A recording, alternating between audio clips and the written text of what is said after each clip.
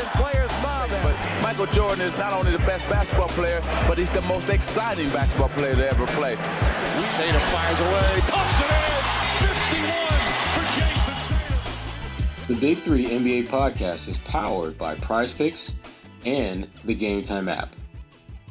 Hello, everyone. Welcome to the Big Three NBA podcast. Right off the jump, first of all, Sherrod Blakely, Gary Washburn. I'm Kwani Lunis. I have to start with the conversation that we started with offline. Gary is at home at his mother's house. And his mama's house. To have His mama's house, Kwani. His mama's house. Mama's house. There you go. So my first question, before we get into basketball, is what is your favorite meal that your mother makes? We're all in. Gary? All three of us. Wow. Fried chicken or spaghetti. Ooh. Yeah. Wow. So she makes spaghetti all in one pot. They call it black spaghetti. Yeah. Yeah, well, you're not like drip. You're not like pouring the sauce in. That sauce is already there. It's already in with the meat sauce and the meat. Yeah. And then garlic bread, fresh garlic bread. Yes. Then the big thing, like you're home when you see the big giant size of hot sauce. Like oh my God, I'm home. But also, most of the time, the parents' fridge always has expired condiments. Like someone needs to go through their fridge for them. They just be leaving it in there. Yeah. Well, don't do that. That's good stuff. Right? My mom says that all the time. She's like, "It's still good." I'm like, "Ma'am." She's gonna be so mad at me for this. Spend good money on that. What you right? Finish that off. I got this at Costco. Yeah, exactly. What? Y'all people. What about expiration date? Don't be nothing. Turkey, stuffing, cranberry sauce, and for dessert, banana pudding. Oof. And mama make enough banana pudding for me and another batch for the rest of the family because I get my own. I love that. I love it too. My mom used to make banana pudding and she just like randomly stopped. Okay, my mother is a really good cook, but I feel like she teases us because she'll like wait till like Christmas and Thanksgiving to really go in. But her mac and cheese, her Haitian black rice, those are like my top two. And then like she can just make anything out of nothing, which I think most mothers just have a knack for. She'll take leftovers and just like turn it into a gourmet meal. I'm like, I don't even know what to do with my leftovers. This is what I found out. As we get older, mamas be going in their own load management when it comes to cooking. Yes, that's exactly what it is. Because they know they still can get busy if they want to, but they just give you like, you know what? I'm gonna make banana pudding like once every 6 months as opposed to once every couple weeks back in the day. That's it. Load management. No, I'm a brush back against that because really? You know what? No. You know why they do that? Because it was supposed to be our generation to take over, and we never took over. That's true. Mom's been cooking since she was 25. You're right. She's been throwing down since she was 25. Now she 50, 60, 70 sometimes. When does the baton get passed? When do we pay it for? I'm embarrassed. Because when my mama was 33, she was throwing down. 33-year-old women now and people now, mamas ain't like the ones used to be. So mama's still cooking. Yeah, why you been Kwani to get all quiet on us? I know, because you're right. Like at my age now, my mom was already like a responsible grown woman. I mean, I am in a different way. But I don't have kids yet, so it's different. And she was whipping up dinners, making miracles in the kitchen. She had to feed us. Yeah, like she ain't LeBron. She ain't gonna play forever. Like she got to pass up. Like, come on now. She ain't Meanwhile, I got my girl dinners in the fridge, eating like bits and pieces. What, I still want mama banana pudding. Yes, because I make my own, but it don't taste as good it's as not hers. the same. It's really the now I can take her out of meatloaf though. My meatloaf is off the chain. I'm like that dude in meatloaf. I'm just saying, like we have to pass the baton. We have to take it. We're not taking the baton. We want to send our moms out there still running. Yeah, 40-year-old LeBron. Exactly. Expecting her to run a 4.40. Exactly. Like your mama ain't Tom Brady. Like, that's a great analogy. I'm just saying, like we all expect our mamas to cook forever. Like the baton was passed from Big Mama to grandmother to our mother. now we done dropped the baton. That baton on the ground. Like, Mama, pick that baton up. See, Gary got me motivated. See, you know what? Tomorrow I'm going to make some salmon croquettes. You got me motivated, Gary. That is our duty, yes. Keep the recipes alive. Pick up the bouquet, the baton. I can get busy with some salmon croquettes. All right, take the baton, Sherrod. I'm going to take the baton. I'm going to run like a quarter lap. Baby steps. And then then you go like, I didn't know. Okay, Kwani, let's get started. Okay, that's basically me when I'm calling my mom, asking her what to buy at the grocery store. But okay, before we get into the Celtics, I know that's what most of you are here to listen about. Gary, you had an event earlier today. By the time people watch this or listen, it'll be yesterday. But where was it? Who was there? Just a little synopsis for the people. How did you get an invite? But that's another story. He's giving haters. Don't hate. Yeah, don't be a hater your whole life. Pass the baton on haterism. Anyway, I spoke at a class at Annandale School for Journalism at the University of Southern California, USC. On the panel was Art Thompson, a longtime sports writer, one of my mentors, and the great Hall of Fame, Naismith Hall of Fame, Women's Basketball Hall of Fame, College Hall of Fame, Cheryl Miller. Best basketball player in her family. The best one in her family. Yeah, and we had a topic of how much she would have made in NIL. They wouldn't have made enough. They could have printed enough money to give her NIL money in the 1980s. But it was a wonderful panel led by Professor Mickey Turner, another former journalist who's now obviously a professor, and with graduate students from USC who are in the School of Journalism. So, I mean, amazing, very attentive, sharp class, great conversation. So, yeah, I very much enjoyed it. It was a pleasure, an honor to be on such an esteemed panel to do that. And, I mean, USC, I'm born and raised in Los Angeles. USC was my favorite school growing up. USC football was king. I used to take the bus, the city bus, what we call the RTD bus. Back then it was RTD, it was Rapid Transit District, but we called the RTD bus Rough, Tough, and Dangerous. I can't. So, yeah, that was the name of the bus. So we would take the RTD bus down Figueroa and go to the Coliseum and go watch the Trojans play when I was a kid. Just sometimes I went to games by myself or with some friends. Because tickets back then were cheap, so you would sit in the high, watch the great Marcus Allen, or watch the great Charles White, or watch all the greats from the 1980s in my generation play football at USC. So it was really a kind of a throwback to be back on campus at a school that I really admired growing up, even though I went to Cal. So it was great to be up at USC. And talk to the students. Thanks for sharing that. Okay, let's get into the Celtics. They demolished the Golden State Warriors 125-85. Tatum with 22 points, 9 rebounds, 7 assists in 29 minutes. Porzingis, 18 points, 7 rebounds in 22 minutes. And Brown, of course, 17 points, 4 rebounds in 29 minutes. What was your biggest takeaway from this win? A couple things jumped out at me. First of all, I was disappointed that Tatum and Jaylen Brown did not troll Steve Kerr more.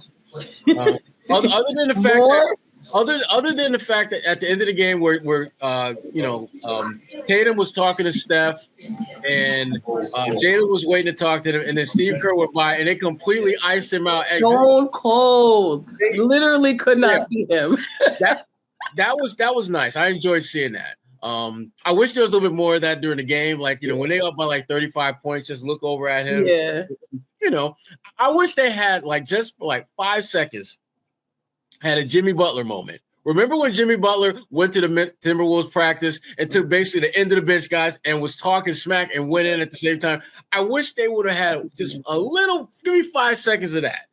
Where, they up by 37 and Tatum says something to Steve Kerr or Jaylen says something. That's what I wanted. That was the only thing that I would have liked to have seen from a takeaway standpoint that I didn't see, because that team is right now, they're physically unable to compete with a team like the Celtics. And even at full strength, they probably lose that game by 15 or 20 points anyway. So Not a whole lot to take away from that game other than the Celtics went in, handled their business, which is, again, that it's kind of par for the course when they hit the road. They seem to be at their best when they get away for a little bit and just kind of show that championship medal. So that was, I mean, for me, that was probably the only real takeaway I got from it. Yeah. What about you, Gary Washburn? Yeah, I mean, I felt like it was a good game, especially after that disastrous loss to the Atlanta Hawks, where they basically handed the Hawks the game. And to respond from that with a 40-point win was a good, encouraging sign. They, guys had to get that off their mind. Obviously, the game was a day and a half later, and they had a long flight, so they didn't have a lot of time to really reflect. They just had to get on with the get on, and it's the NBA. You're going to have clunkers. You're going to have blown leads. You're going to have times where you don't play as well. And the Celtics have experienced all of that in about the last month. But it was good because the Warriors have given them trouble. The Warriors beat them earlier this year.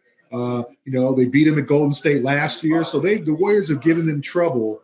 As Jason said, hey, we hadn't won here since game one of the finals, which seems like 15 years ago, but it was like 2.5 years ago. So for the Celtics, for them to start off this road trip with such a positive, leading for the last 3.5 quarters, hitting threes, playing good defense, rebounding. I remember, the game started off with Golden State grabbing about 6 or 7 offensive rebounds, and it was like, okay, it's going to be one of those games where the Warriors just out-hustle the Celtics and stay close and maybe steal it at the end, because if you let Steph get close, if he's down, you down 6 points, Steph hit a couple of threes, all of a sudden you down 3 points. He's that lethal down the stretch, but they asserted themselves on the boards. They asserted themselves defensively. They put a crunch on Curry, double teaming. Jaylen was out there getting them. Pritchard, they were making him work, and he just didn't have it. Nobody really had it in their team. So it was a good way to start what is a very important road trip. Mm-hmm. Let's talk about Jaylen Brown really quickly. He went a couple of days without really talking to the media, but he's also now been talking a lot about sacrifice and his role and how it's changed since Porzingis' return. But overall, what do you two make of Jaylen, where he's at in the season right now, when a lot of the things for us, at least on the outside, look the same, but obviously there's also growth being had? You got Gary. Well, Jaylen, I just think is going through some adjustments. Everybody points to the Toronto game where he just didn't seem like he was quite there, locked in mentally. And I think a lot of guys were on right behind him in terms of not being locked in mentally for that game. That was a really terrible performance by the Celtics. But for him to come out, I think he's just trying to get himself, get himself back together in terms of like, okay, this is my role. This is what they need me to do. And this is how we're going to win. And I just think we all have to understand that this year's team is not last year's team. It is hard to repeat.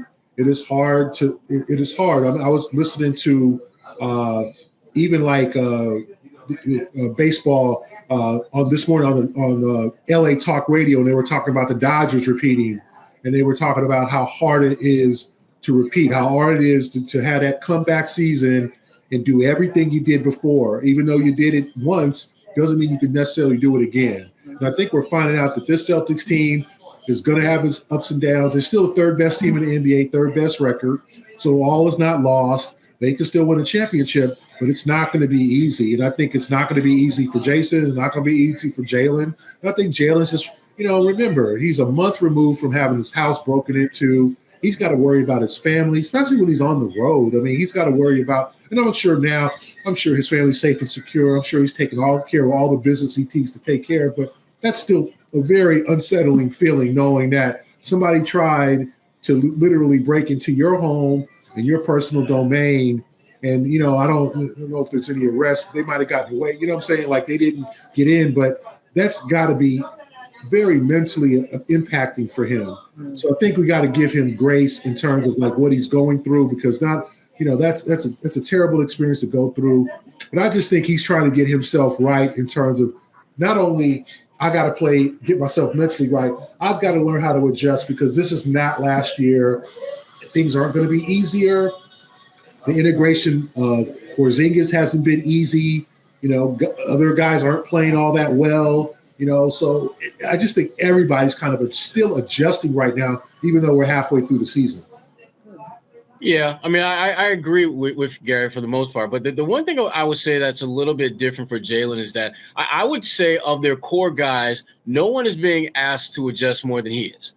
He's the one guy that has a clear and undeniable elite skill, which is his ability to score. And that's the one thing that they don't necessarily need him to be elite all the time in. They need him to become an elite defender. They need him to become a guy who can defend multiple positions and give them that presence, that physicality. And I think the way that the NBA is calling, the way referees are calling the game now, that memo that basically says you can be a little bit more physical, it's going to allow Jaylen Brown to be a much more impactful player without having to score more points, because now he can rough guys up a little bit more than he used to and not worry as much about getting in foul trouble and things like that.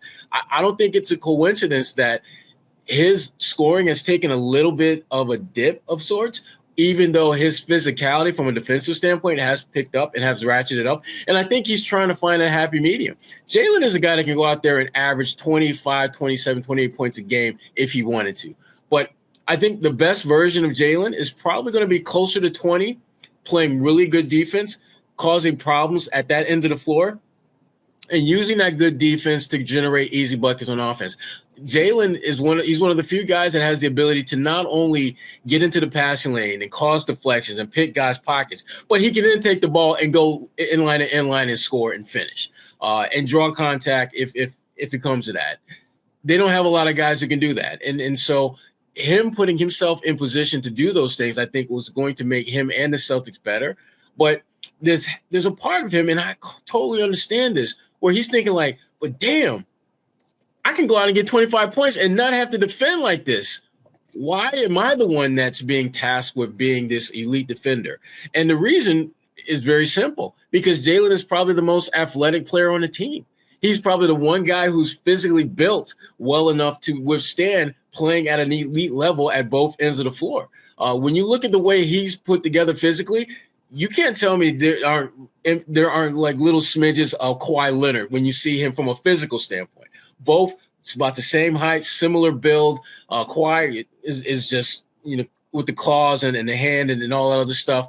But Jaylen is a very, very good player, and he's trying to figure out how to be a great teammate.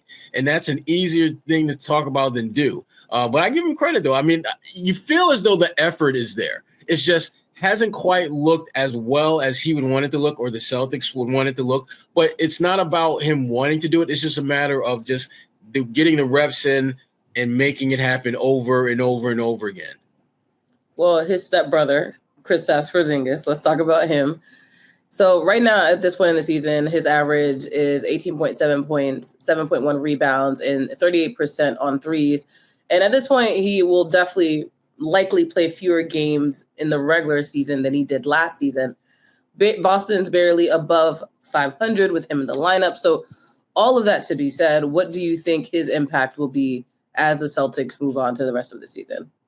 I think he'll just keep getting better. I think they will start to get a better rhythm, because with him playing this year, I think he's played in like 19 games, and they're like 11-8 when he's played, which is not great. And yet you look at his production, it's pretty much the same as it was a year ago. And I think what's happening is when Porzingis was on the floor, guys played better last year. They're not playing as good this year. You just kind of go down the line. Damn near every player that's a regular guy on the floor with him is having a down year relative to last season. And so if the guys that are playing aren't playing quite as well, and he's doing pretty much the same as he was doing last year, you're probably going to lose more games because you're not getting that same bounce from that unit. So I think he's going to keep getting better. I think they're going to become better at figuring out how to utilize him, the right combinations. They've tweaked the rotation a little bit, and we can talk a bit later about that, that I think is going to help a number of players, including Porzingis.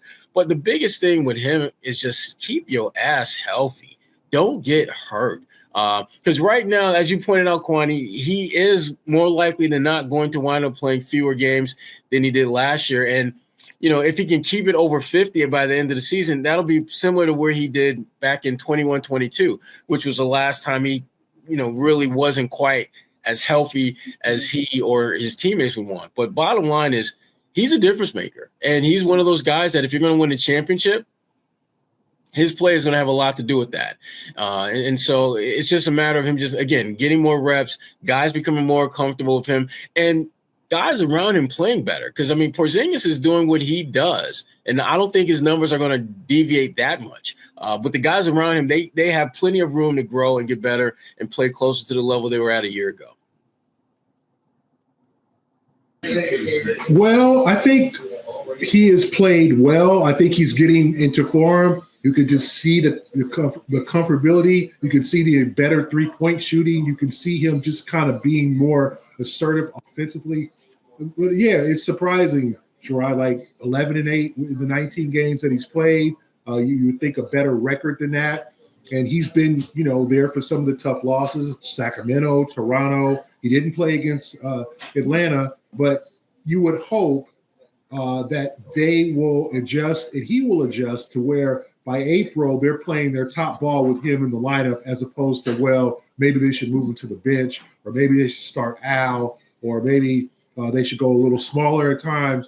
I think he brings so much to a ball club with his ability to stretch the floor, his ability to post up, that he can just really be effective down the stretch. And like you said, Sherrod, you also want to put him on bubble wrap. You also want to make sure that he is healthy by April. That's the only thing. Just get him to the finish line, because as we saw, he was hurt during most of the playoffs. He was effective in the short time he played during the NBA Finals. But you want him a completely healthy player, because, I think we all will agree this playoff run is going to be a little bit more difficult than last year's playoff run, starting with a potential first-round series with either Indiana, maybe a Milwaukee. Milwaukee's kind of sneaking up there. They're the fourth seed now.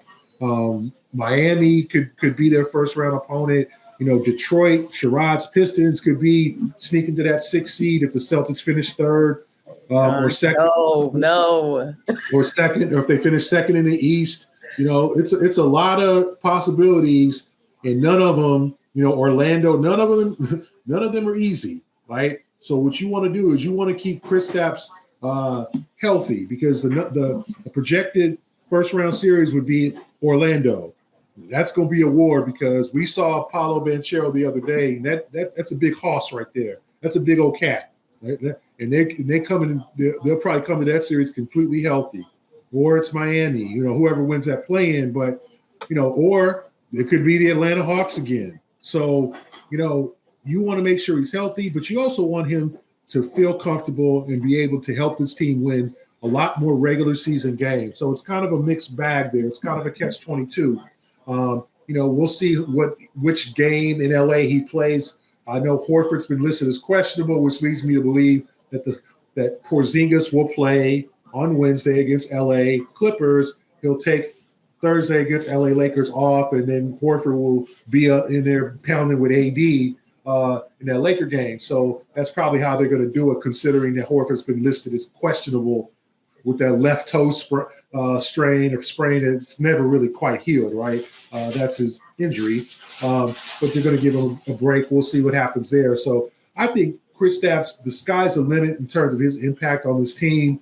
And I start to see his impact increasing. There's been some tough times, but I think he'll be fine. Yeah, I agree. Before we go any further, I want to give a shout out to our good friends at Prize Picks, which is the best place to get real money sports action with over 10 million members and billions of dollars in awarded winnings. Prize Picks has made daily sports accessible to all. You just pick more or less on at least two players for a shot to win up to 1,000 times your cash. Run your game all season long on Prize Picks, America's #1 daily fantasy sports app. And again, we're getting near the end of the pro football season, and the big game is almost here, and it's now or never. Don't miss out on the last football game of the season with Prize Picks. Again, the best place to win cash while watching the big game. Prize Picks is also giving away a free pick for the big game, where one of the starting quarterbacks will only need to throw 1 yard to win. If you're correct on at least one more stat projection, you can win real cash.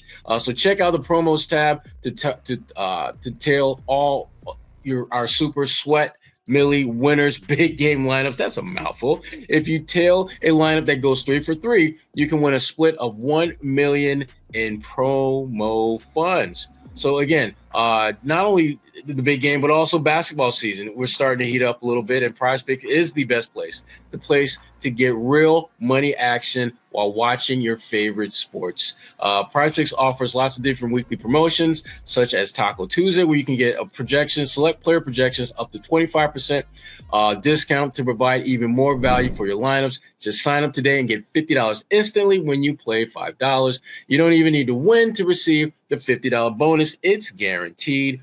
PrizePicks is the best way to win real money this basketball season. And this is what you got to do. Download the app today. Use the code CLNS to get $50 instantly after you play your first $5 lineup. That's code CLNS to get $50 instantly after you play your first $5 lineup. PrizePicks, run your game. Back to you, Kwani. We briefly talked about Jaylen Brown and the way that his role has changed this season, but just in overall, the rotation changes, using Tatum and Brown differently. What do you two like about it? What don't you like about it? What are you meh about? What you got, Gary? Talk about your cowboy. Oh, my God. Well, I just think NBA players are creatures of habit. And so to keep changing their rotations and, it used to be that Tatum played the whole first quarter and third quarter. Now they're pulling him at the 6-minute mark, putting him back in at the 3-minute mark. And then when he goes back in at the 3-minute mark, he's going in for Jaylen, who plays like the first 9 minutes. And then they're playing, so Jason will finish the first quarter, then Jaylen will start the set. I just think they've got to learn how to play together, and they've got to learn, which they have, but they've got to play better together and more. They need more reps together. And I also think they need to, Joe Mazzulla needs to get a constant rotation for them so they can get used to it and get accustomed, because that's how this whole thing is going slower also, because I think the playing time is varying when they go into the game. Remember, it used to be Jason sat out the first half of last year, the first half of the first quarter, and Jaylen was going big. He was going for his 15-point first quarters, and then Jason would come in to start the second. Now Jason's coming in to start, he's getting taken out. Then earlier this year, he played the whole first quarter and Jaylen was coming out. Now it's kind of switching around. That's it. So, and then the beginning of the fourth quarter, I know a lot of Celtic fans believe if you're not doing good in those non-Jason minutes, when it's the fourth quarter, Joe might need to switch up. Let's say they're not good, it's a close game, up 5, down 5.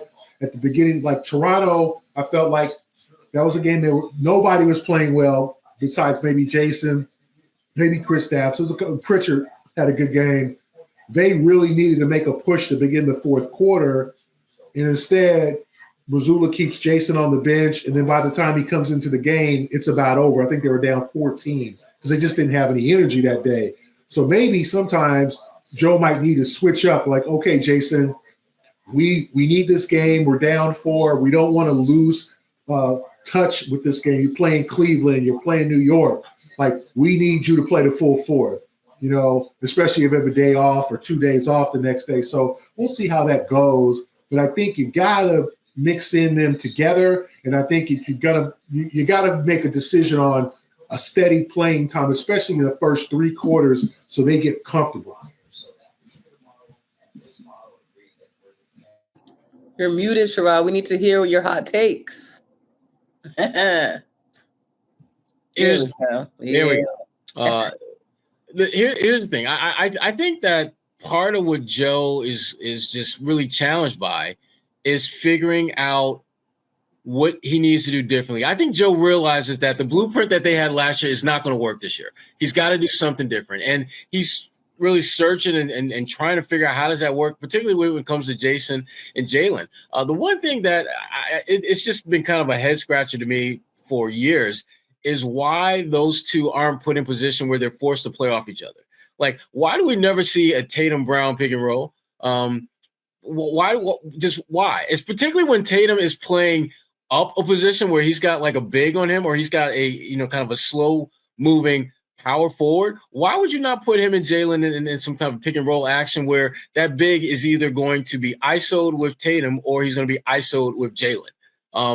Little things like that I wish that Joe would just sprinkle into the mix from time to time that we're just not seeing. But again, they are still in this kind of self-discovery phase where they're trying to figure out who they are, because they know that for them to become the first repeat champion in almost a decade, they can't possibly do it the way they did it last year. The teams around them are better. They have had more issues, different types of issues than they had a year ago. And all that combines that to force them to have to, frankly, recalibrate how they're going to play. And I don't think that they figured out the best way to do that. And I think Jaylen and Jason are part of that process of figuring out what's going to work and what doesn't work. So I think it's still going to be a work in progress, and we may not see it till April. They may not click until the playoffs, which would not be a surprise to me, because the one thing that they do have going for them that is never going to change is that as they get closer towards the postseason and into the postseason, they are one of the few teams that knows what it takes to be the last team standing. And I think that experience is going to help them once they get to the postseason. But between now and then, they've got to make the necessary moves and changes and adjustments to best position themselves so that the path won't be littered with one major obstacle after another. And to me, anything less than a number 2 seed, you're just opening yourself up to a much bigger dogfight than you need. And even as a number 2 seed, you're going to have to probably want to play in New York in the second round. And that ain't going to be no picnic. But you'd much rather have a situation where you've got home court advantage in that type of situation than not. So before we go any further, I want to give one more shout out to another one of our good friends, Game Time. They've got you covered when it comes to great ticket prices on all types of sporting events, as well as concerts. When I'm thinking about going to a football game, which I am doing a lot of that thinking these days, that's the place that I go. I've been on the last few days looking at that Philadelphia NFC Championship game against Washington, and those tickets are pretty damn expensive. I can get into that game right now as I'm looking at Prize Picks right now. Get it for about $500, which I'm telling you right now, for a conference championship game, that's pretty damn good price. Most of those games usually run you closer to $700, $800, $900. You can get in for about $500 on Prize Picks. Now, I am going to hold out a little bit longer and hope that price goes down a little bit more to where I can get it a little bit cheaper than that. But Prize Picks is definitely the place to go for that type of stuff. And in addition to obviously the actual price, one of the other really cool things about Game Time is that the all-in pricing that shows you the total price before you get to the checkout, and you get a panoramic view of the seats before you get to checkout, which is really huge so that you can know what your sidelines look like before you have to cut the check and pay for it. So if you want in on this, all you have to do is download the Game Time app, create an account, and use code CLNS for $20 off your first purchase. Terms apply. Again, just download the app, create an account, and use the code CLNS for $20 off. Terms apply. What time is it? Game time. All right. Speaking of game time, the next few opponents that the Celtics have, of course, they're in LA. They're playing both teams Wednesday and Thursday. And then they'll be in Dallas to close out that trip for the meantime. Then I'll be back home playing the Rockets. But what do you see as a great trip, other than the fact that, of course, winning is the primary goal? You take this one, Gary. Other than getting your mama cooking, what do you see as being a great trip? That is the primary goal. Well, I see. Shout out to Gary's mama. Shout out to my mom. Shout out to my mom. I see minimum 3-1. You want to, okay, so you're facing a Clipper team who's going to be full strength, but they just came off a really bad home loss to Chicago. The Clippers are solid ball club. And remember, the Celtics blew them off the floor the last time. So I'm sure Ty Lue's going to have those boys ready to ball. That's going to be a tough game. But you want to get one of the two, at least in LA. The Lakers aren't playing well either. So these are two teams that are not playing at the top of their games. You could try to take advantage. And then you're facing Dallas without Luka. You're going to probably have Kyrie there, but you have no Luka Doncic. You've got to win that game too. So if they finish 2-2, that'd be a big disappointment to me. I think 3-1 minimum. You got to get 2 out of the next 3, get home with some momentum, and then you come back and you face the Houston Rockets, who you blew out a couple weeks ago in Houston, and they're going to have a chip on their shoulder, and obviously Ime is going to be back in town. So I think they should be motivated to play, obviously, the Clippers, the new Intuit Dome. It should be fun, a great environment. I think they'll be motivated by that. And then TNT game with the Lakers, obviously the Lakers-Celtic rivalry. We'll see what happens there. I think you'd like to go 4-0. A good team would probably go 4-0 when you're facing teams that you should beat. But 3-1, I think, would be the minimum you want to finish on a trip. 2-2, especially since you took the first game, would be considered a major disappointment. Yeah, I mean, I look at this trip, and to me, if you're going to start building your case for being a great team that's building toward greatness, you sweep this series. You win all 3 of these games because you are the better team in all 3 of these games. There's no ifs, ands, or buts about that. And yeah, the Clippers, they're physically speaking, closer to full strength than usual, but you're still a better team than them. And you should find a way to win that game. It'll be closer to certainly than the previous one, but you still should walk away with that W. And the Lakers, they're just the Lakers. They are a team that, again, they're play-in worthy, and that's pretty much it. You should have your way with them. And to Gary's point, you need to look at the Dallas game the way you looked at the Golden State game, and that is this is a team that at full strength might be somewhat mildly competitive, but you're still better than them. Now that they're not at full strength, you need to wipe them off the face of the map. You need to absolutely smack them down and just be unapologetically grimy about it, And I think the Celtics, I expect them to sweep all 3 games left. I really do, because I think, are getting to that point where it's like you need to start making those moves to show that you are a champion.